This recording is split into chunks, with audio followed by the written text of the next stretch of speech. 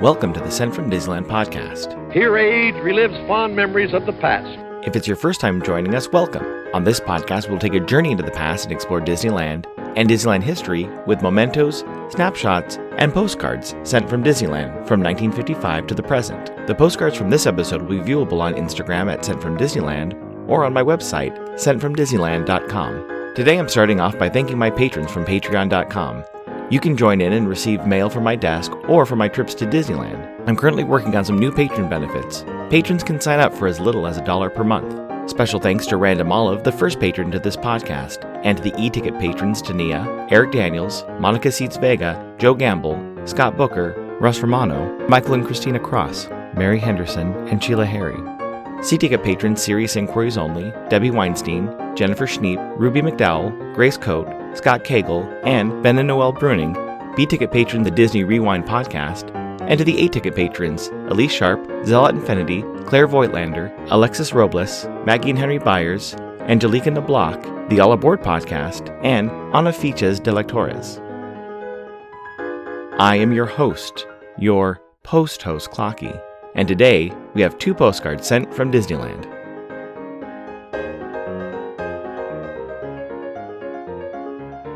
The front of our first postcard has the sailing ship Columbia. If you look closely, you can see Sleeping Beauty Castle on the Matterhorn and the Golden Horseshoe just to the left. You can also catch a glimpse of the old gazebo on the banks of the rivers of America near Frontierland. On the back it reads, Columbia, Frontierland. Disneyland's 3-masted, full-rigged sailing vessel, the Columbia, a full-size replica of the original Windjammer, which was the first vessel carrying the United States flag to circumnavigate the globe, set sail with guests aboard down the rivers of America in Frontierland. Sleeping Beauty's castle and the snow-capped Matterhorn can be seen in the background. It's postmarked June 29, 1962, with an Oxnard cancel and a 3-cent purple Liberty postage stamp, Scott number 1035. I assume they visited the park on Thursday, June 28th, when park hours were from 9 a.m. to midnight. The weather was a high of 76 and a low of 60. Park attendance that day was 22,350. It's addressed to a Mr. and Mrs. Paul Hughes of Northville Township, Michigan. It reads, Dear Kathy and Paul, having a grand time in California, spent a whole day at Disneyland. Just too many things to see. We'll be in San Francisco next week. Our time is going by much too fast. Love, Norm, and Donna. This week I received a generous envelope of assorted Disneyland ephemera from Paul, a friend I met through Instagram, and our mutual appreciation of vintage Disneyland. Since the theme this month has been ephemera and memorabilia from my shelves, I thought I would unbox and examine these new/vintage additions to my collection. First up we have some Disneyland passports. These were available during the early 80s when Disneyland was still using individual tickets for attractions. The passport allowed guests to enjoy unlimited attractions at the park, excluding the shooting galleries. Looking closer at one of these tickets from January 16, 1982, there is a metal grommet at the top of the ticket. These paper tickets were meant to be worn by the guest with a string going through the metal hole and tied to the guest, probably on a belt loop or around a shirt button. This is a detail I always look for in photos from Disneyland in the 1980s. The back of the ticket has the price of $10.25 for an adult. The next amazing piece of Disneyland history is a monorail station round-trip ticket. I have read about these before, but this is the first time seeing this type of ticket in person. For $2.50, the round-trip ticket would allow guests to board the monorail at the hotel and ride around and see Disneyland from the windows. The monorail would then return to the hotel.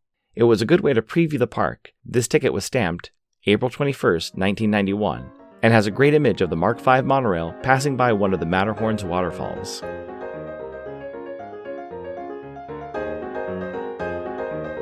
Keep an eye out on Sundays. Enfield Post has been offering some great deals on vintage postage on Instagram. It's a great way to see her stamp inventory without being overwhelmed and getting a great discount on some stamps. You can head over to enfieldpost.com and explore all the different vintage stamps you can use on your next card or letter.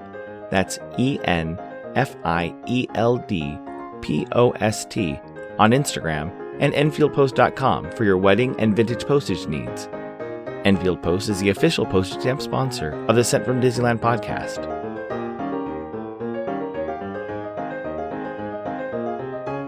The front of our next postcard has a horse-drawn streetcar rolling down Main Street. You can see the Emporium, the Crystal Arcade, and in the far distance, Sleeping Beauty Castle. On the back it reads, Horse-drawn streetcar. The leisurely pace of days gone by is seen from the plodding horse-drawn streetcar as guests ride down Main Street, USA, viewing America at the turn of the century. It's postmarked August 17, 1974, with an Anaheim cancel and an 8-cent U.S. flag with the White House and Washington Monument postage stamp, Scott number 1338F. I assume they visited the park on Friday, August 16th, when park hours were from 8 a.m. to 1 a.m. The weather was a high of 80 and a low of 60. It's addressed to a Mr. and Mrs. Paul Schmidt of Vancouver, Washington. It reads, Friday. Dear M.E. and Paul, arrived in Anaheim last night after visiting L.A. and eating at Hollywood and Vine no less. We've had beautiful weather all the way. We were at Disneyland all day today. It's great. Thanks again for letting us stay. The Travelers. Although the Travelers had nice weather, it can rain in Anaheim. Our next piece of ephemera, which I'm excited to have in my collection, is a 2-inch by 4-inch note card with Jiminy Cricket holding up an umbrella with a few raindrops coming down. To his left is this announcement. It reads, Important. Due to the difficulty of operating the park during inclement weather, it may become necessary to close Disneyland today prior to our normal closing. We apologize for this unusual California weather, but we trust you will find much to see and enjoy here in the Magic Kingdom. All the adventures and attractions that can be safely operated will remain open for your pleasure. The weatherman has a favorite quotation. It reads, Into each life a little rain must fall, and it looks like today is our day. Thank you.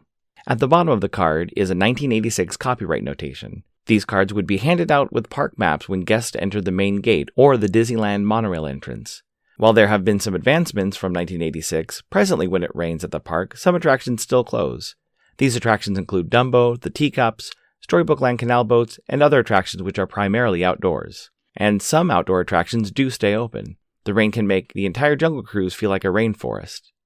Paul also sent along some ephemera from his personal design work, including a reservation card for an exhibition which was in Old Sacramento in the late 90s, and a walkthrough experience entitled Fantasy to Reality, The Evolution of Theme Park Design, that he designed and curated for the University of California Davis campus in 2002.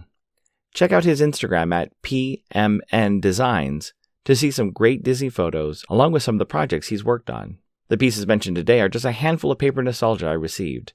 The last piece for today's episode is a simple 8.5 by 11 sheet of graph paper. What makes it special is the header, where you can see Sorcerer Mickey followed by the words Walt Disney Imagineering. Below are lines that are meant to be filled in with project area, date, the sheet number, the unit name, and the job number. It is something I'll hold on to and perhaps get some Disney Imagineers to sign.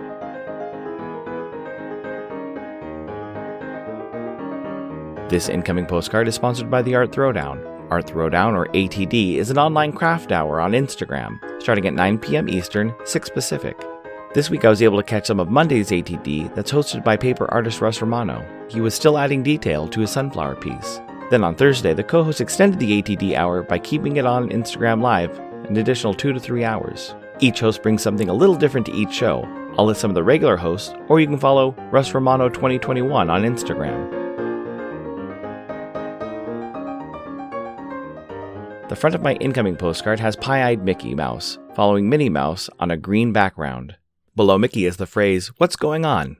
It's postmarked February 18, 2022, from Dusseldorf, Germany, with a cancel that translates to Together Against Corona, with 2 arms stretched around a heart, and 2 stamps. First, an orange flower stamp, and then a Gruffalo stamp. It reads, Hello Clocky, many greetings from Germany. How are you? I hope you, your family, and your friends are healthy and safe. Years ago, we visited Disney World in Florida with our 2 children. This time, my son was just 7 years old. We had flown over 10 hours to America, Miami, and had a little bit of jet lag. On the first morning after the flight, he sat on the edge of the bed, totally dressed with his cap on his head. When we woke up, he said, Now stand up, I go to Disney World. Please stay healthy, Krista.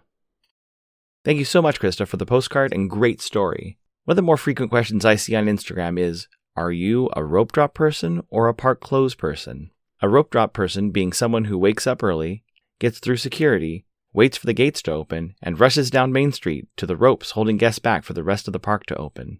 The ropes drop, and guests walk to their first attraction. A park close person will roll into the park whenever and stay to go on the last ride of the night. and then walk leisurely down Main Street as security slowly urges guests out of the gates. It sounds like Krista's son is a rope dropper. I prefer to do both. I like seeing the park first thing in the morning and grabbing breakfast in Tomorrowland or Fantasyland, but I also enjoy the lights and the calm that happens at the end of the day on Main Street, USA.